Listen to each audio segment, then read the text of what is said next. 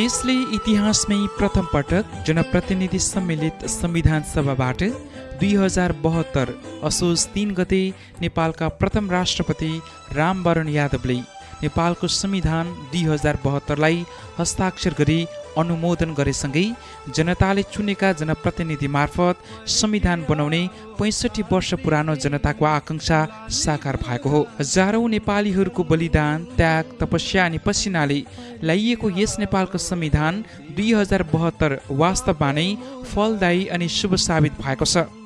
संघीय गणतन्त्र नेपालको संविधान 2072 द्वारा नेपाल विधि र गणतान्त्रिक शासनको पक्षमा अघि बढिसकेको छ। असोज 3 अर्थात् आजकै दिन 2072 सालमा घोषणा गरिएको यो संविधानले 2063 पुस 1 गते त्यस बेलाको नेकपा माओवादी लगायत 8वटा पार्टीले हस्ताक्षर गरेको संविधान मस्यौदा अनुरूप 2063 माघ 1 गते जारी भएको अन्तरिम संविधानलाई प्रतिस्थापित गरिदिएर पूर्ण संविधान जारी गरिएको हो। यसपालाको संविधान दिवस अलिक भिन्न परिवेशमा उभिएको छ। संघीय गणतन्त्र नेपालको हरेक तहको निर्वाचनपछि बहुमतको साथ संसदमा उभिएको सरकारको बहुमतको सत्ताको यो तेस्रो वर्ष भन्दा बढी भइसक्दा निकै आरोह अनि अवरोहहरू देखा परेको छ। सरकारका कदम अनि प्रवृत्तिले नेपाली जनका लागि संवैधानिक व्यवस्था र लोकतन्त्रको पुनर्व्याख्या गर्दछ। विभिन्न प्रगतिका घोतकहरू र कोसे ढुङ्गाको प्राप्तिसँगै अनेकन बाधा प्रकरण र मुद्दाहरूको साथ संघीय गणतान्त्रिक नेपाल यहाँसम्म आइपुगेको छ। यस संविधान दिवसले निर्मला पन्तलाई न्यायको लागि पैरवी गर्न सकोस्, भ्रष्टाचारको भण्डाफोर गर्ने र पारदर्शिताको नयाँ आयाम ल्याउन सकोस्, कोभिडसँगको लडाईँमा भएका अनेकन गल्ती र भ्रष्टाचारलाई प्रकरणलाई पर्दा अघि ल्याउने जमर्को गरोस्। नेपाली जनलाई यस्ता धेरै कुराहरूको अपेक्षा रहेको छ। प्रथम संविधानले तोकिएको समयमा संविधानको सफल प्राप्त रूप दिन नसकेपछि दोस्रो संविधान सभाको चुनाव अनि त्यसको निष्कर्षिक प्रभावले नेपालको संविधान 2072 घोषणा हुँदा ठूलो भूमिका खेलेको थियो। संघीय गणतान्त्रिक नेपालका रूपमा राज्य पुनर्संरचना गर्दै कुल 7वटा प्रदेश अनि यस अघिको संवैधानिक राजतन्त्रलाई गणतन्त्र अनि एकात्मक राज्य संरचनालाई संघीयताको रूपान्तरण गरेको यस संविधानले हरेक प्रदेशमा एउटा र केन्द्रीयमा एउटा गरी 2 प्रकारको संसदको व्यवस्था गरेको छ। आफूले चाहेको लैङ्गिक पहिचान सहितको नागरिकता पाउने सहज व्यवस्था गरेको यस संविधानले 2047 सालको संविधान सरह मृत्युदण्डको खारेजीलाई निरन्तरता समेत दिएको छ। छोरीहरूलाई पैतृक सम्पत्तिमा छोरा सरह समान अधिकारको व्यवस्था गरेको यो संविधान हरेक प्रकारले लैङ्गिक सशक्तिकरणको पक्षमा दृढ र नेपाललाई राष्ट्र धर्मनिरपेक्ष राष्ट्रको रूपमा पनि व्याख्या गरेको छ। संघीय गणतान्त्रिक शासन व्यवस्थाको माध्यमद्वारा दिगो शान्ति शासन विकास र समृद्धिको आकांक्षा पूरा गर्न संविधान सभाबाट अनुमोदन गरी जारी गरिएको यो संविधान नेपालको स्वतन्त्रता, सार्वभौमिकता, भौगोलिक अखण्डता, राष्ट्रिय एकता, स्वाधीनता, स्वाभिमानलाई अक्षुण्ण राखेर जनताको सार्वभौम अधिकार, स्वायत्तता र सुशासनको अधिकारलाई आत्मसात गर्दै राष्ट्रहित, लोकतन्त्र र अग्रगामी परिवर्तनको लागि नेपाली जनताको स्वविवेकले पटक पटक हुँदै आएका ऐतिहासिक जनआन्दोलन, सशस्त्र सङ्घर्ष, त्याग र बलिदानको गौरवपूर्ण इतिहासलाई स्मरण र ज्ञात अज्ञात शहीदहरूप्रति बेपत्ता र पीडित नागरिकहरूलाई सम्मान गर्दछ। विश्वको शिर सगरमाथा बोकेको अनि वीर अनि वीरङ्गनाको स्वर्णिम इतिहास भएको हाम्रो देश नेपालको सार्वभौमता अनि स्वतन्त्रता विश्वकै लागि एउटा उदाहरणीय अनि गर्वको विषय हो। नेपाली माटो र नेपालीहरू अहिलेसम्म कुनै पनि देशको उपनिवेश या राष्ट्रको अधीनमा रहेको इतिहासमा छैन। राष्ट्र निर्माता पृथ्वीनारायण शाहले एकीकरण गरिसकेपछि 22 र 24 राज्यहरूको समग्र भूभाग एउटा सार्वभौम अनि स्वतन्त्र देश नेपाल आफ्नो स्वतन्त्रता अनि सार्वभौमिकतालाई विभिन्न चरणमा कहिले राणा शासनहरूबाट त कहिले राज संस्थाहरूबाट खोसेर फिर्ता लिएको इतिहास जीवन्त छ।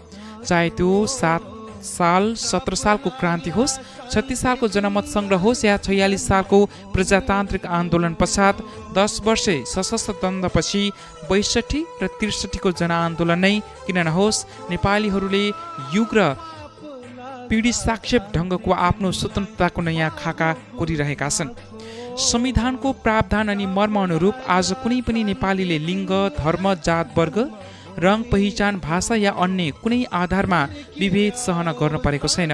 अब त झन् विकास अनि समृद्धिका लागि प्रदेशलाई नै अधिकार प्रयोजन गरिएको छ।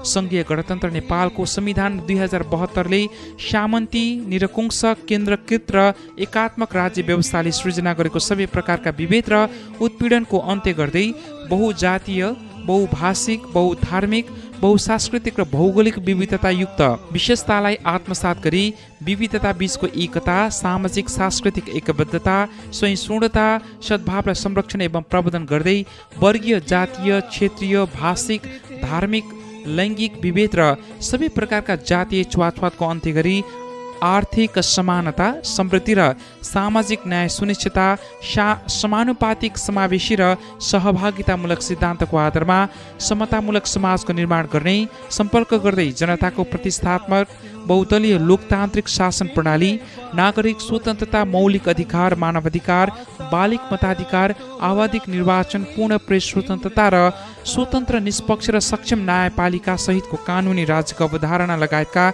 लोकतान्त्रिक मूल्य मान्यतामा आधारित समाजवादप्रति प्रतिबद्ध समृद्ध राष्ट्र निर्माण गर्ने प्रतिबद्धता समेत राख्दछ। संविधानले भविष्यको आवश्यकता र पिँढी दर पिँढीको चाहनालाई प्रतिबिम्ब गर्दछ। यस संविधानका केही कुराहरूप्रति गुनासो अनि असहमति हुने नेपाली नागरिक र समुदाय नभएका होइनन्, तर संविधान एकै प्रकारका, एकै पटक पूर्ण र सर्वसहमतिमूलक नहुन पनि सक्छ।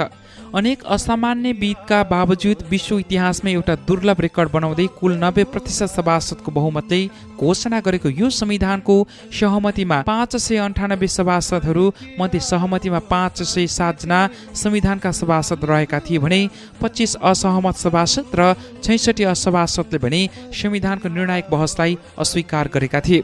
विश्व मानचित्रमा आजको मितिसम्म अधिकांश समुन्नत राष्ट्रहरू संवैधानिक तर्कहरूमा एकै पटक सर्वसहमतिमा पुगेका होइनन्। संविधान प्रतिको असहमति सामान्य कुरा हो र सहमति नै थप परिष्कृत भएर निराखिने अझ राम्रो मौका हो। संविधानले असहमत नागरिकका मुद्दाहरूलाई पनि सम्बोधन गर्दै आफ्नो अनि राम्रो संविधान बन्न सकोस् अनि समस्त नेपालीमा विकास र भातृत्वको लहर छाओस्।